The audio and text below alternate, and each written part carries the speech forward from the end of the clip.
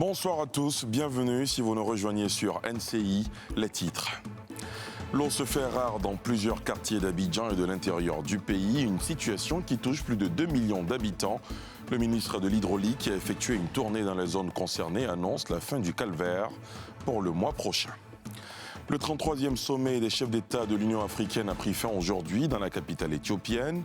Le chef de l'État ivoirien Alassane Ouattara, désigné pour la promotion de l'agenda 2063 de l'organisation, a présenté un rapport continental consolidé sur l'avancement de la mise en œuvre de ce programme sur une période de 50 ans.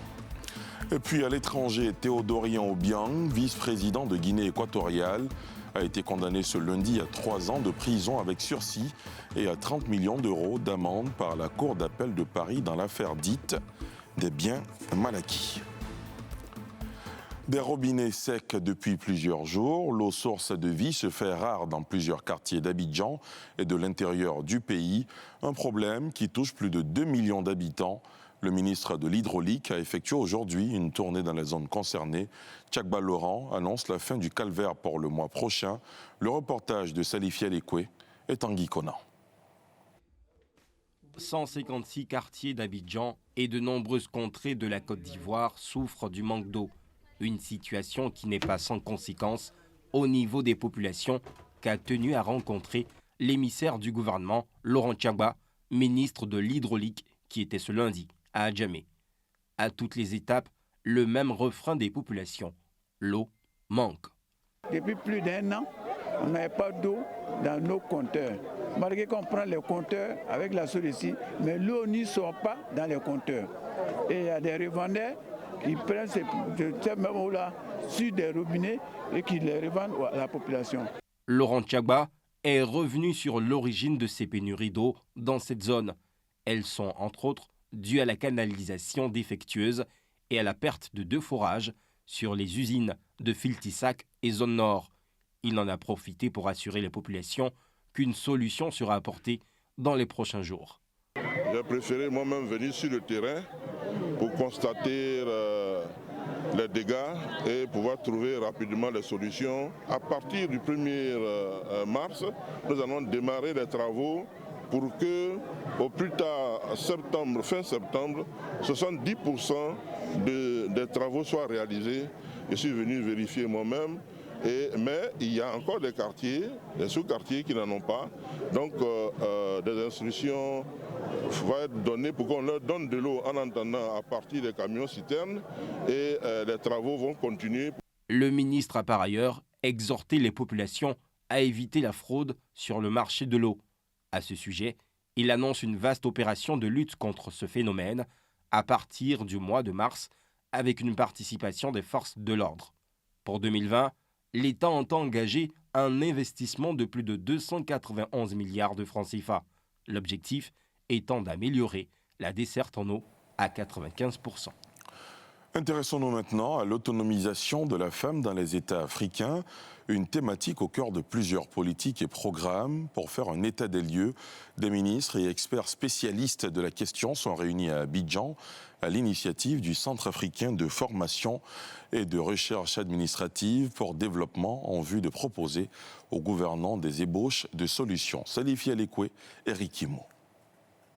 L'autonomisation de la femme, une réelle préoccupation pour plusieurs États africains, pour faire un état des lieux de la place et du rôle de la femme dans la vie politique, socio-économique et culturelle en Afrique, une rencontre de 72 heures s'est ouverte ce matin à Abidjan à l'initiative de l'organisation panafricaine CAFRAD, le Centre africain de formation et de recherche administrative pour le développement basé à Tanger au Maroc. Cette problématique sur l'égalité des chances et des droits à l'autonomisation des femmes rurales, l'entrepreneuriat, l'analphabétisme, la faible bancarisation, la participation de manière égalitaire aux décisions qui touchent la vie, les corps, les politiques, les environnements, les milieux, les logements, les identités des femmes partout dans le monde sont des défis énormes à relever. Pour le directeur du CAFRAD, il est impératif d'agir au plus vite pour relever le défi de l'autonomisation de la gente féminine dans nos pays. Il est donc impératif que la reconnaissance, la restitution de statut de personne due à la femme soit pleinement et entièrement reconnue. La Côte d'Ivoire, en la matière, mène des actions depuis quelques années. De nombreux acquis ont été enregistrés depuis la sortie de la crise post-électorale.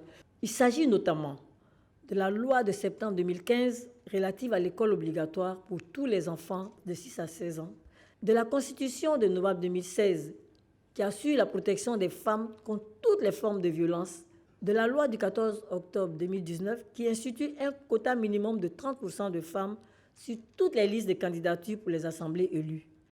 Une dizaine de pays participent à cette rencontre, dont le Sénégal, venu également partager son expérience. On a donc des programmes d'alphabétisation parce qu'en réalité, ce qui nous a fait retarder, c'est un peu l'analphabétisme. Mais les autorités étatiques ont pris des décisions fortes pour former les femmes, renforcer leurs capacités managériales pour que ces femmes-là puissent s'affirmer de plus en plus. À terme, la rencontre d'Abidjan proposera des recommandations et un plan d'action afin de contribuer significativement à l'avancement du processus d'amélioration des conditions de vie des populations et notamment des femmes. Le 33e sommet des chefs d'État de l'Union africaine a pris fin aujourd'hui dans la capitale éthiopienne. Le chef de l'État ivoirien, Alassane Ouattara, a pris part à la rencontre. Le sommet a été dominé par les enjeux sécuritaires en Libye et au Sahel, mais l'organisation panafricaine a mis à profit cette réunion pour faire avancer son agenda économique, en particulier le lancement de la zone de libre-échange continentale africaine. Pierre Dipomela. Le président ivoirien Alassane Ouattara, chargé du suivi de la mise en œuvre de l'agenda 2063 de l'Union africaine, a présenté devant ses pairs son second rapport. Dans le plan décennal 2014-2023, préparé à partir de rapports nationaux des 31 pays membres et de 6 communautés économiques régionales. Le président ivoirien note des progrès, mais aussi de nombreux défis à relever. Ce rapport est le fruit du processus de mise en œuvre du cadre de suivi et évaluation harmonisé au sein des États membres. Il souligne les progrès et les résultats enregistrés ainsi que les défis à relever dans les domaines prioritaires. Il propose des recommandations pour accélérer la dynamique enclenchée afin de parvenir à la réalisation de 7 grandes aspirations et des 20 objectifs stratégiques que l'Afrique s'est fixés. On a réalisé des progrès notables dans la mise en œuvre de certains projets phares qui ne doivent pas masquer les retards enregistrés dans la concrétisation de plusieurs d'entre eux. Ainsi, l'accélération de la mise en œuvre de la zone de libre-échange continentale africaine. Concernant la ZLECAf, zone de libre-échange continentale africaine, un projet phare de l'Union africaine qui devra redynamiser l'économie des 55 États africains, le président Ouattara appelle à une solidarité plus accrue. Seule l'unité de l'Afrique permettra à notre continent de faire efficacement face aux grands défis des échanges commerciaux mutuellement enrichissants et de contribuer à redéfinir un mutualisme plus équitable. Outre les questions économiques, le 33e sommet ordinaire de l'Union africaine s'est aussi penché sur les aspects sécuritaires. Les chefs d'État africains ont pris la ferme résolution de faire taire les armes sur le continent. Justement, l'Union africaine, longtemps marginalisée dans le dossier de la crise libyenne, veut jouer un rôle plus important et œuvrer aux côtés de l'ONU dans le processus de médiation. Précision faite aujourd'hui par le commissaire de l'Union africaine à la paix et à la sécurité. Le point de Yéli Traoré. Le sommet annuel de l'Union africaine, qui s'est ouvert ce dimanche à Addis Abeba, en Éthiopie, a fait le constat amer de la multiplication des conflits sur le continent. C'est pourquoi le thème choisi pour ce 33e sommet est « Faire taire les armes en Afrique ». 2020 a été proclamé l'année de faire taire les armes sur le continent. Les conflits intercommunautaires, les crises pré- et post-électorales ou encore les différends entre États, en agissant de manière concrète sur tous ces sujets et leurs causes profondes, en se donnant les moyens politiques, militaires et diplomatiques, le pari de faire taire les armes pourrait être gagné. Smaïl Chergui, le commissaire de l'Union africaine pour la paix et la sécurité, insiste, lui aussi, sur le rôle de l'Union africaine dans la résolution des conflits en Afrique et notamment en Libye. Le pays est plongé dans le chaos depuis la chute du régime de Muammar Kadhafi en 2011. Depuis avril 2019, d'intenses combats opposent les troupes du gouvernement d'union nationale, soutenues par l'ONU, et les forces du maréchal Haftar, l'homme fort de l'Est libyen. En tant qu'Union africaine, nous voulons que la cessation des hostilités soit officiellement signée. Nous voulons rejoindre l'ONU dans une mission d'évaluation en Libye pour évaluer ce qui est nécessaire. Nous voulons également faire partie de la mission de déploiement d'observateurs à Tripoli et ailleurs dans le pays où cela est nécessaire. L'enjeu de la stabilité des pays africains est de taille pour l'Union africaine. L'organisation panafricaine multiplie en effet les initiatives en vue d'un véritable développement économique du continent. Développement atteignable uniquement si les pays africains sont stables, selon le nouveau président en exercice de l'Union africaine, le président sud-africain Cyril Ramaphosa. L'Union africaine a aussi rejeté hier le projet du président Donald Trump pour mettre un terme au conflit israélo-palestinien. L'organisation africaine, par la voix du président de la Commission de l'Union, Moussa Faki, qualifie cette proposition de énième violation des multiples résolutions des Nations Unies. Les dirigeants de l'Union africaine ont rejeté ce dimanche le projet du président américain Donald Trump pour mettre fin au conflit israélo-palestinien. L'Union estime qu'il représente une énième violation des multiples résolutions des Nations Unies et de l'Union africaine. Un plan, par ailleurs, semblable au régime de l'apartheid, selon le président de l'Union africaine, le chef de l'État sud-africain, Cyril Ramaphosa. En ce qui concerne le plan inspiré par les États-Unis pour les Palestiniens, lorsque je l'ai écouté et que j'ai lu tout ce qui a été écrit à ce sujet, cela m'a rappelé la terrible histoire que nous avons traversée en Afrique du Sud. Le plan de Donald Trump promet en effet à Israël la souveraineté totale sur Jérusalem, ainsi que sur une grande partie de la Cisjordanie, et pour les Palestiniens, la création d'un État démilitarisé sur seulement une partie de la Cisjordanie et de la bande de Gaza. Pour Moussa Faki, le président de la Commission de l'Union africaine, ce projet a été élaboré en l'absence d'une consultation internationale. Le cas de la Palestine est celui qui illustre le mieux la fragilité des engagements internationaux. Le plan américano-israélien, qualifié de deal du siècle, conçu et élaboré en dehors de toutes concertations internationales, et pire encore, en l'absence des principaux concernés, les Palestiniens, est une énième violation des multiples résolutions des Nations Unies et de l'Union africaine et un mépris supplémentaire des droits légitimes du peuple palestinien.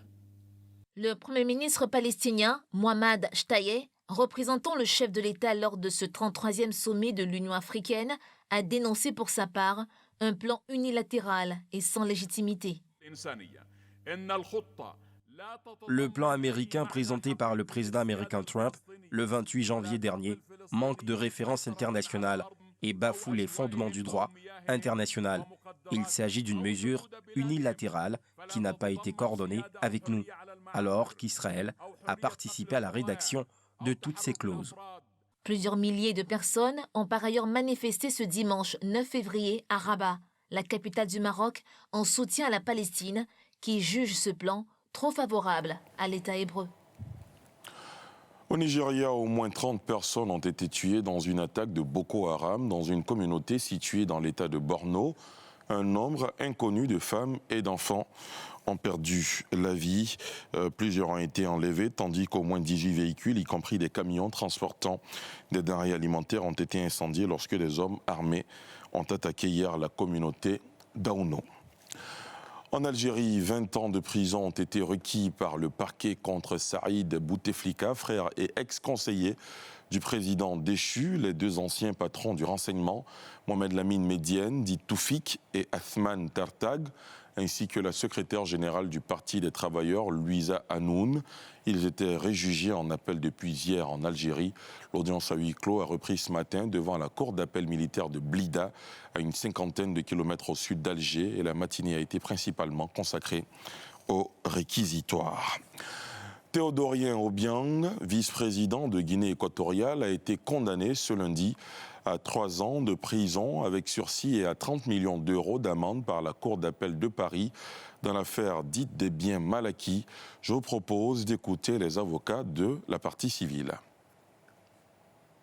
C'est une étape de plus dans un marathon judiciaire qui a été long et qui promet de l'être encore.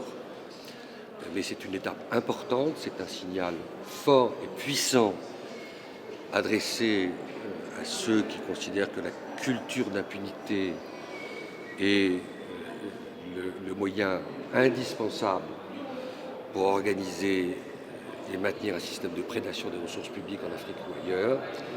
La deuxième chose qui est très importante pour nous, c'est effectivement que l'argent qui a été volé aux populations du pays leur soit restitué. Et de ce point de vue-là, la confiscation des fonds est très importante et nous souhaitons faire modifier la loi française puisque effectivement la loi française aujourd'hui fait que ce qui est confisqué revient au budget de l'État. Et pour nous, ça doit revenir aux populations sous forme de programmes de développement. Merci de nous avoir suivis. Excellente soirée sur la nouvelle chaîne ivoirienne. Rendez-vous demain, 19h50.